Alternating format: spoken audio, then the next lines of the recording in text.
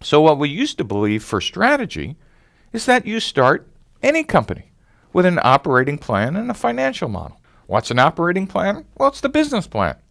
And the belief was all I need to do is spend a lot of time writing this plan, and then all I need to do is execute it. And somehow magical thinking said if I thought hard enough and if I was smart enough to do all the great market research in the library and looking up all the data and then put together a forecast, the magic 5-year plan in the back of the business plan, somehow magically all I needed to do is hire the people to execute that plan.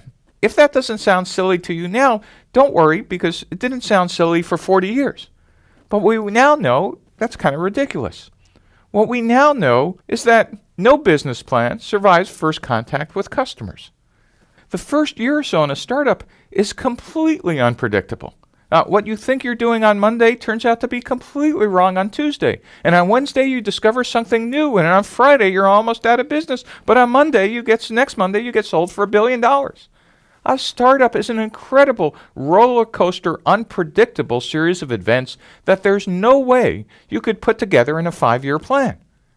Yet somehow investors and educators thought that maybe we could just teach you how to put this all together in a nice spreadsheet.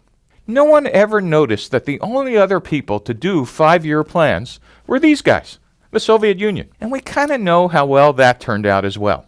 Though, much like the fallacy about business plans and financial forecasts, that lasted for about 80 years. The good news is that we now know that business plans and financial forecasts first are just as silly as it was in the Soviet Union. So, no business plan survives first contact with customers. This doesn't mean we shouldn't have any planning, but it actually means what we need is planning before the plan. And what that really means is you need to figure out how to actually do some planning, and then you get to write the business plan. So let me be clear, I'm not suggesting we never want to do an operating plan, and I'm not suggesting we never want forecasts, but you need some real facts before you could do that. And one of the ways we're going to organize our facts is with Alexander Osterwalder's business model canvas. We'll talk about this canvas in some excruciating detail in the following lectures.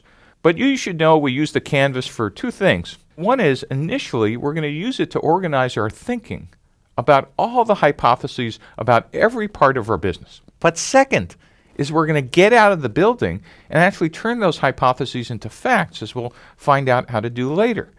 And then, as we turn those hypotheses into facts, we'll be updating the canvas on a regular basis, and it will become a scorecard, a way to keep score for our progress of how much we've learned.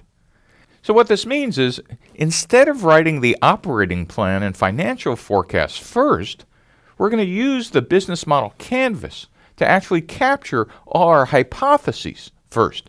For the search for the business model, we're going to start with the model first, and then after we find the model, we get to write it up.